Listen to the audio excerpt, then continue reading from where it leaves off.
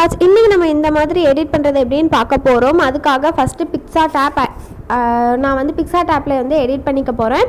Edit photo கொடுத்துக்கோங்க. நான் install பண்ண நான் கொடுத்த Inshot யூஸ் பண்ணீங்கன்னா இப்படி தான் நம்ம யூஸ் பண்றப்போ ஃபர்ஸ்ட் 2-3 டைம் பின்னாடி போகும், பேக் வந்துரும். இது வந்து எல்லாருக்கும் வராது, ஒரு சிலருக்கு மட்டும் அடாப்ட் ஆகாம ஆப் அடாப்ட் ஆகலைன்னா உங்களுக்கு இந்த மாதிரி வரும். இப்போ வந்து போட்டோ செலக்ட் பண்ணதுக்கு அப்புறம் கீழே பார்த்தீங்கன்னா ஃபிட்னு ஒரு ஆப்ஷன் இருக்குது பாருங்கள், அதை செலக்ட் பண்ணிக்கோங்க. செலக்ட் பண்ணதுக்கப்புறம் சைடில் வந்து ரேஷியோன்னு ஒரு ஆப்ஷன் இருக்குல்ல, அதுக்கு வந்துட்டு சைடில் பாருங்கள் 3:2ன்னு ஒன்று இருக்குல்ல, அது கொடுத்துட்டு ஜூம் பண்ணிக்கோங்க. அந்த இமேஜ் ஃபுல்லாக வர மாதிரி, அந்த இதுக்கு கரெக்டாக அந்த ஒயிட் ஃபில்லாக வர மாதிரி பண்ணிக்கோங்க. இப்போ வந்து செலக்ட் கொடுத்துக்கோங்க. மேலே செலக்ட் ஆப்ஷன் இருக்குது. நெக்ஸ்ட்டு வந்து எஃபெக்ட்ஸ் ஆட் பண்ண போகிறோம். கீழே வந்து ஃபஸ்ட்டே எஃபெக்ட்ஸ்னு ஒரு ஆப்ஷன் இருக்கும், அதில் கீழே வந்து எஃப்எக்ஸ்னே ஒரு ஆப்ஷன் இருக்குது பாருங்கள், எஃபெக்ட்ஸை அதை கடைசி வரலும் ஸ்க்ரோல் பண்ணிட்டு வந்தீங்கன்னா உங்களுக்கு விக்னெட்னு ஒரு ஆப்ஷன் இருக்கும். இதில் வந்து நான் வந்து ஒரு சின்ன மிஸ்டேக் பண்ணியிருப்பேன், அதை வந்து இப்போ நான் கிளியர் பண்ணிக்கிறேன். அதை வந்து கரெக்டாக ஃபாலோ பண்ணிக்காங்க. லாஸ்ட்டில் விக்னெட் ஒரு ஆப்ஷன் இருக்குது, அது செலக்ட் பண்ணிங்க செட்டிங்ஸ் வரும். ஸோ சைஸ் வந்து 55 இல்லை 56 அந்த ரேஞ்சில் வச்சுட்டு ஃபேட் வந்து கொடுக்காதீங்க, 0லேயே வச்சுக்கோங்க. நான் ஃபேட் பண்ணியிருப்பேன், அது கடைசியில் எடிட் பண்ணதுக்கப்புறம் கொஞ்சம் நீட்டாக வரலை அந்த பிளாக் ஆப்ஷன். ஸோ அதனால் ஃபேட் வந்து 0லேயே வச்சுக்கோங்க. இப்போ நல்லா தான் இருக்கும், ஆனால் இது வந்து உங்களுக்கு வந்து டிரான்ஸ்பரண்ட்டாக தெரியுது, அதனால் நீங்கள் ஃபேட் 0லேயே வச்சுட்டு செலக்ட் பண்ணிக்கோங்க. மறுபடியும் எஃபெக்ட்ஸ் ஆப்ஷன் போய்க்கோங்க.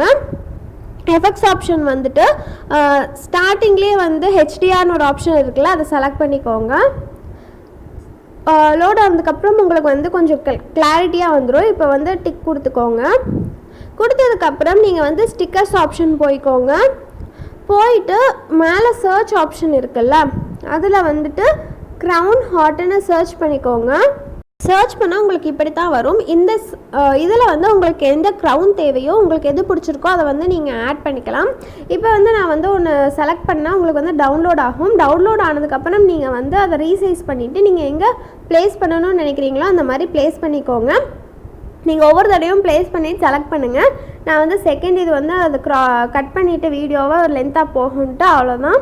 இப்போ வந்து நெக்ஸ்ட்டு மேலே ஆரோ கொடுத்துட்டிங்கன்னா கீழே சேவ் ஆப்ஷன் வருதுல்ல, அதை செலக்ட் பண்ணிங்கன்னா second one save picture on your டிவைஸ்னு இருக்கும். சேவ் பண்ணிட்டீங்கன்னா உங்கள் மொபைலில் சேவ் ஆகிரும்.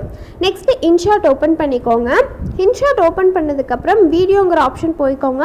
இனி வந்து உங்களுக்கு கொஞ்சம் ஈஸியாக தான் இருக்கும், நான் ஆல்ரெடி போட்ட வீடியோஸ் பார்த்துருந்தீங்கன்னா. இப்போ என்ன பண்ண போகிறோன்னா பிளாங்க்குங்கிற ஆப்ஷன் சூஸ் பண்ணிவிட்டு செலக்ட் பண்ணிக்கோங்க. உங்களுக்கு பிளாங்க்குன்னு கொடுத்தீங்கன்னாவே உங்களுக்கு பிளாக் கலர் பேக்ரவுண்ட் தான் வரும். டியூரேஷன் வந்து நான் 30 செகண்ட்ஸ் செலக்ட் பண்ணிக்கிறேன். உங்களுக்கு எவ்வளோ செகண்ட்ஸ் வேணுமோ அவ்வளோ செகண்ட்ஸ் கொடுத்து ஓகே கொடுத்துக்கோங்க. நெக்ஸ்ட்டு வந்து நான் வந்து சாங் ஆட் பண்ணிக்கிறேன். மியூசிக் போய்க்கோங்க. போயிட்டு நீங்கள் வந்து எப்படி கொடுக்குறீங்களோ கொடுத்துக்கோங்க. நான் வீடியோ வந்து எக்ஸ்ட்ராக்ட் பண்ணிக்கிறேன். எக்ஸ்ட்ராக்ட் பண்ணிவிட்டு செலக்ட் பண்ணிவிட்டு ஒரு தடவை கரெக்டாக இருக்கான்னு ப்ளே பண்ணி பார்த்துட்டு தேவையில்லாததெல்லாம் நான் ஸ்ப்ளிட் பண்ணிக்கிறேன். பண்ணி டெலிட் பண்ணிவிட்டு ப்ளே பண்ணி பார்த்துக்கோங்க. ப்ளே பண்ணி பார்த்ததுக்கப்புறம் உங்களுக்கு வந்து பிப் ஆப்ஷன் போயிட்டு இப்போ நம்ம வந்து எடிட் பண்ணியிருப்போம்ல அந்த இமேஜை வந்து செலக்ட் பண்ணிக்கோங்க. செலக்ட் பண்ணிவிட்டு வீடியோ எண் வரையிலும் கொண்டு போய்க்கோங்க. கொண்டு போயிட்டு இப்போ நம்ம ரீசைஸ் உங்களுக்கு எவ்வளோ தூரம் பெருசு பண்ணுமோ பண்ணிவிட்டு கீ ஃப்ரேம் வந்து நம்ம இப்போ செட் பண்ண போகிறோம். கீ ஃப்ரேம் வந்து ப்ளஸ்ன்னு இருக்குல்ல, அதை செலக்ட் பண்ணிவிட்டு நீங்கள் வந்து எப்படி மூவ் பண்ணுமோ பண்ணுங்கள். நான் வந்து க்ராஸாக மூவ் ஆகிற மாதிரி வைக்க போகிறேன். ஃபஸ்ட்டு ஒரு இடத்துல வச்சேன்னா மறுபடியும் மூவ் பண்ணுறப்போ கீ ஃப்ரேம் வந்து ஆட்டோமேட்டிக்காக செட் ஆகிரும். நீங்கள் வந்து ஒவ்வொரு தடவையும் கீ ஃப்ரேம் வைக்க தேவையில்லை. நீங்கள் வெளியே வந்துட்டிங்கன்னா மறுபடியும் கீ ஃப்ரேம் வைக்கிற மாதிரி இருக்கும். இப்போ பாருங்கள், நான் வந்து ப்ளேஸ் சேஞ்ச் ஆக கீ ஃப்ரேம் வந்து செட் ஆகிட்டு வருது. இப்போ ப்ளே பண்ணி பாருங்கள், உங்களுக்கு வந்து அது மூவ் ஆகிறது தெரியும்.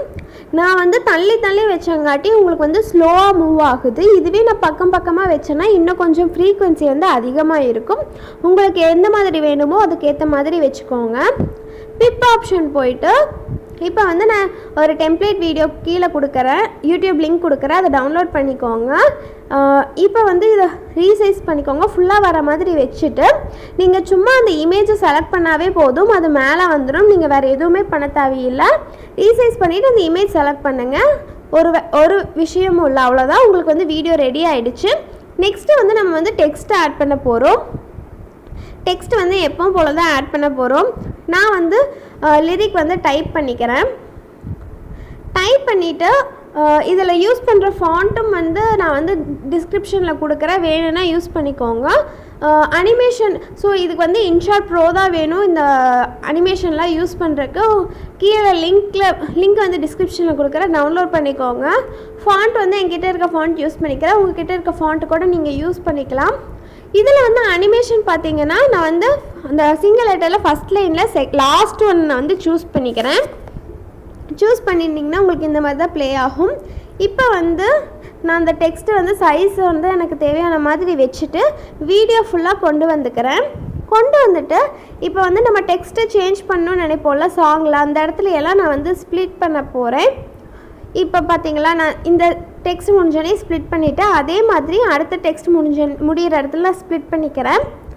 நீங்கள் வந்து ஸ்ப்ளிட் பண்ணாவே போதும், நீங்கள் டெக்ஸ்ட்டு மட்டும் சேஞ்ச் பண்ணால் போதும், நீங்கள் அனிமேஷன்லாம் ஆட் பண்ண தேவையில்லை. ஸோ இதே மாதிரி நான் வந்து வீடியோ ஃபுல்லாமே ஸ்ப்ளிட் பண்ணிக்கிறேன் சாங்குக்கு ஏற்ற மாதிரி. இப்போ ஸ்ப்ளிட் பண்ணதுக்கப்புறம் நீங்கள் டெக்ஸ்ட்டு மட்டும் சேஞ்ச் பண்ணால் போதும், வேறு எந்த வேலையும் செய்ய தேவையில்லை. அனிமேஷன்லாம் ஆட்டோமேட்டிக்காக வந்துடும், உங்களுக்கு வந்து வீடியோ ரெடி ஆகிடும். இப்போ பண்ணுறேன் பாருங்கள்.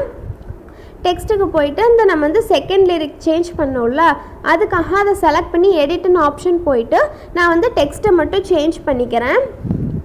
டெக்ஸ்ட்டு சேஞ்ச் பண்ணவே போதும் கைஸ், நீங்கள் வந்து அனிமேஷன்லாம் ஆட் பண்ணணும்னு அவசியம் இல்லை, ஆல்ரெடி நம்ம கொடுத்ததே இருக்கும். இப்போ பாருங்கள் அது ஆட்டோமேட்டிக்காக சேஞ்ச் ஆகி வருது. இதே மாதிரி தான் நீங்கள் வந்து இந்த வீடியோ ஃபுல்லாத்துக்குமே எல்லா டெக்ஸ்ட்டும் சேஞ்ச் பண்ண போகிறீங்க. ஸோ நம்ம வீடியோ ரெடி ஆகிடுச்சு. உங்களுக்கு இந்த வீடியோ பிடிச்சிருக்குன்னு நினைக்கிறேன்.